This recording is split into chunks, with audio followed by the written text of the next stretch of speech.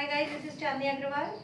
I am here with new proverb. आज का proverb देख लेंगे, उससे पहले उसका एक्सप्लेनेशन हिंदी में। ओके अभी जैसे सबके रिजल्ट आए हैं 10th और 12th के। ओके मार्क्स जब हमको आते हैं तो एक टेंडेंसी है कि अगर हमारे अच्छे मार्क्स आते हैं, अगर हम अच्छे परसेंटेज से पास होते हैं तो क्या करते हैं, दूसरों को फ़ोन लगा लगा के पूछते हैं कि भाई तेरे कितने परसेंटेज है, अरे मेरे तो इतने आए। अगर कम आते हैं तो हमको सब फोन करते हैं, बट हम नहीं किसी को करते हैं। ओके तो जैसे फॉर एग्जांपल हमने फ़ोन लगाया किसी को, और या फिर हम गए किसी के घर पे, या कोई पेरेंट्स है उनसे पूछा कि आपके बच्चे के कितने परसेंटेज आए हैं, तो वो बोलेगा कि जितने भी आए। फॉर एग्जांपल उसके 75% आए हैं या 80% आए हैं, और उसके पूछा कि आपके जो पड़ोसी थे उनके यहाँ पे भी वो बच्चा था, उसके कितने परसेंटेज आए, तो उसके 90% आए, है ना। इनके बच्चे के 80% आए, उसके 90% आए।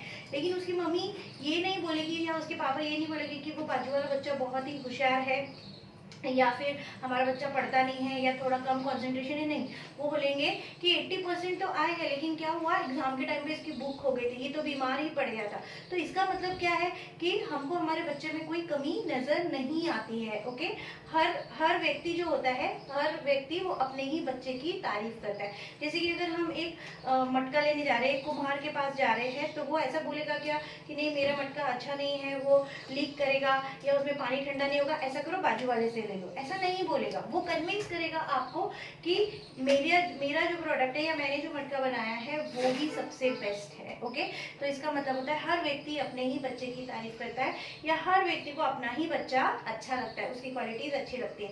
तो इंग्लिश में है कि हर कुम्हार अपने ही मटके की तारीफ करता है। तारीफ करने के लिए हम एडमायर वर्ड यूज करते हैं। तारीफ करने के लिए क्या यूज करते हैं, एडमायर। और एक वर्ड है जो यूज होता है उसके सिमिलर मीनिंग का, वो है प्रेज। ओके तो क्योंकि we are talking about one single person, so हमने हमने बहुत सारे वीडियोस में एक्सप्लेन किया है मैंने कि 95% जो प्रोवर्ब होते हैं वो कौन से टेंस में, ना मैं डायरेक्टली टेंस बोलती हूँ, ओके वो कौन से टेंस में लिखे होते हैं, वो सिंपल प्रेजेंट टेंस में लिखे होते हैं। और because we are talking about one singular third person, तो वो V5 यूज करते हैं। तो यहाँ पर प्रोवर्ब बनता है एवरी पॉटर। ओके पॉट यानी मटका और बनाने वाले को Potter. Okay every Potter praises for his pot. Okay got it. अब हम बात करेंगे आज के राइटिंग स्किल के एक टॉपिक की। ओके इससे पहले का जो हमारा लेक्चर था वो था इससे पहले जो हमने लेक्चर दिया था वो आर्टिकल रीडिंग का। ओके आर्टिकल हमने देखा था कि आर्टिकल किस तरह से लिखते हैं। आज का हमारा नेक्स्ट टॉपिक एक बहुत ही इंपॉर्टेंट है, वो है precis writing. Okay प्रेसी writing, what do you mean by प्रेसी writing. Okay एक वर्ड है जो कि हम इस तरह से उसका मीनिंग, पहले जब भी हमको कोई भी राइटिंग स्किल लिखनी है तो अगर एग्जैक्ट आपको मीनिंग पता है तो वो आपके लिए और भी इजी और कन्वीनियंट हो जाता है लिखने के लिए। तो पहले इसका मीनिंग समझ लेंगे, प्रेसी का मीनिंग। ओके हम एक वर्ड यूज करते हैं किसी भी चीज को, अगर हम बोलना चाहते हैं कि सही है या सही ढंग से है, तो हम उसके लिए एक छोटा सा इजी वर्ड यूज करते हैं कि it is proper. Okay proper word use करते हैं, और सही तरीके से, प्रॉपरली। ओके क्या यूज करते हैं हम, प्रॉपरली। तो इसी को रिप्लेस करते हैं एक वर्ड से। आजकल जो प्रॉपर या प्रॉपरली की जगह वर्ड यूज हो रहा है वो है प्रीसाइज और प्रीसाइसली। ओके प्रीसाइज और प्रीसाइसली का मीनिंग एग्जैक्ट भी होता है। प्रीसाइज और प्रीसाइसली का मीनिंग क्या होता है, एग्जैक्ट, है ना। जितना हमको चाहिए या जिस तरीके का हमको चाहिए एग्जैक्टली या एग्जैक्ट की जगह पे हम प्रीसाइज और प्रीसाइसली यूज करते हैं। ओके अब ये भी हम जो राइटिंग स्किल करने जा रहे हैं उसका भी है प्रेसी राइटिंग। ओके या प्रेसी राइटिंग या प्रिसाई राइटिंग। ओके तो अब ये जो राइटिंग है आपको समझ में आया कि आपको एग्जैक्ट लिखना है। आपको क्या लिखना है, एग्जैक्ट लिखना है। It is a sort of summary. Okay summary, it is a sort of summary. Sort of का मतलब होता है उस टाइप की है, समरी के टाइप की है, लेकिन समरी नहीं है। ओके समरी में हम ज्यादा टेंशन नहीं लेते हैं। हम क्या करते हैं समरी में, जो डिफरेंस देखेंगे समरी और प्रेसी राइटिंग में। ओके समरी में हम एग्जैक्टली जो सेंटेंसेस लिखे होते हैं उसको हम शॉर्ट करके एक समरी बना देते हैं। ओके लेकिन प्रेसी राइटिंग जो होती है वो थोड़ी डिफरेंट होती है, उसका लेवल थोड़ा अच्छा होता है। ओके पहले तो हम समझेंगे कि प्रेसी राइटिंग जो होती है वो किस तरीके से हमको लिखना है। ओके प्रेसी राइटिंग में आपको जो पैसेज, एक पैसेज दिया रहेगा, ओके, वो जो पैसेज है वो एग्जैक्टली जितना दिया हुआ है, फॉर एग्जांपल कि 300 वर्ड्स का दिया हुआ है, ओके, तो आपको जो भी पैसेज दिया हुआ है उसका 1/3 आपको करना होता है, ओके। जब भी आप प्रेसी राइटिंग पे आते हैं तो आपको क्या करना होता है, उसका 1/3, जितना भी पैराग्राफ दिया उसका 1/3 आपको करना होता है। फॉर एग्जांपल अगर 300 वर्ड्स का दिया है, अब ऐसे तो नहीं पता है ना, हम तो नहीं ना गिनेंगे वहां पे कि कितने वर्ड्स का, तो हम क्या करते हैं, एक लाइन में कितने वर्ड्स आए हैं उसको मल्टीप्लाई करते हैं हम लाइन से, तो हमको पता चल जाता है कि वर्ड्स कितने हैं, तो उसका 1/3 निकाल लेना है। अभी आप अकाउंट्स आता है हमको, ओके, 1/3 किसी भी चीज का निकालना आता है, तो अप्रोक्सीमेटली 1/3 उसका आपको लिखना होता है। अब आप बोलोगे कि अगर नहीं लिखा 1/3 तो क्या होगा, तो उसका एक उसका डिसएडवांटेज है। अगर आप ये सोच के लिखते हैं, because it is precis writing, you have to be particular about the rules and regulation about writing any writing skill, okay. So अगर आप उसको 1/3 नहीं लिखते हैं तो निगेटिव मार्किंग मतलब आपको माइनस में मार्क्स नहीं मिलते, आपका 1 मार्क डिडक्ट करके वो आपको मार्क्स देते। फॉर एग्जांपल कि अगर 5 मार्क्स में से अगर उनका मन कर रहा है, आपको अच्छा लिखा है, ओके, और मन कर रहा है 4 मार्क देने का, लेकिन आपने उसको 1/3 से ज्यादा लिख दिया है, तो उसका जो हमको एग्जैक्टली चाहिए, जो उसका रूल है वो पूरा खत्म हो जाता है। तो वो क्या करते हैं, 4 के बजाय आपको 3 मार्क्स से देते हैं, तो दैट मीन्स कि थोड़े मार्क्स डिडक्ट होते हैं अगर हम 1/3 से ज्यादा लिखते हैं। तो उसका रूल है कि जितना भी लिखा है उससे आपको 1/3 करना है प्रेसी को, ओके। उसके बाद आपको पैसेज जो होता है, आपका जो भी पैसेज दिया है, ओके, जिसका आपको प्रेसी राइटिंग करना है, ओके, उसको आपको 2 टाइम्स पढ़ना पड़ता है, ओके। रीड ट्वाइस पढ़ने से क्या होगा, मैंने आपको बताया है कि आपको 3 बार पढ़ने की जरूरत नहीं पड़नी चाहिए। 2 times when you are reading, okay, it would be more than sufficient, okay, but when it is sufficient when you are comprehending the sentence or passage while reading, okay। आपको खाली रीडिंग नहीं करना है, आपको उसका मीनिंग भी समझना है। जब 2 बार आप उसको पढ़ेंगे तो मे बी फर्स्ट टाइम आपको मीनिंग थोड़ा कम समझ में आया, बट सेकेंड टाइम तो आपको विथ मीनिंग उसका समझ में आना चाहिए, ओके। ये तो हो गया। उसके बाद आपको एक उसमें टाइटल देना होता है, ओके, टाइटल। तो जब आप रीड करते हैं आपको ये चीजें पहले से ही पता होना चाहिए। व्हाइल रीडिंग आप कन्विंस होइए, ओके, आप कन्विंस होइए, यानी कि आप जब कॉम्प्रिहेंशन करते हैं उसका, आप जब उसको अंडरस्टैंड करते हैं तभी आपको समझ में आएगा कि उसका थीम क्या है। थीम क्या है यानी कि ऑथर जो है वो क्या बोलने की कोशिश कर रहा है। अब आपको एक चीज समझना है कि हमको कब नहीं समझ में आता है। मैक्सिमम बच्चे क्या करते हैं, मैक्सिमम बच्चे ये करते हैं कि जब वो किसी भी पैराग्राफ को पढ़ रहे हैं या किसी भी स्टोरी को पढ़ रहे हैं तो वो अपने आप से उसको रिलेट कर लेते हैं कि हाँ ऐसा होता है, अगर ऐसा हुआ तो। आपको अपने आप को वहां रखना ही नहीं है। आप जब भी पैसेज रीड करते हैं तो you have to think only about the author कि what author wants to say.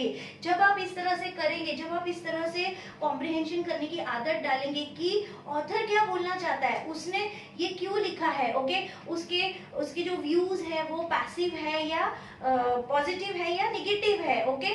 जब आप इस तरह से कंसीडर करेंगे, अगर आपने अपने आप को उसमें डाल दिया तो आप कहीं थॉट्स में चले जाते हैं, डीप थॉट्स में चले जाते हैं। You don't have to go in deep thoughts, okay. आपको वहीं पे रहना होता है, तभी आपको कॉम्प्रिहेंशन अच्छा होता है। तो आप जब आप उसको रीड करेंगे, twice when you are reading it, okay, आपको ये समझना, रीडिंग करते करते आपको 2 चीजें समझना होता है, ओके, यानी कि टाइम बचेगा आपका।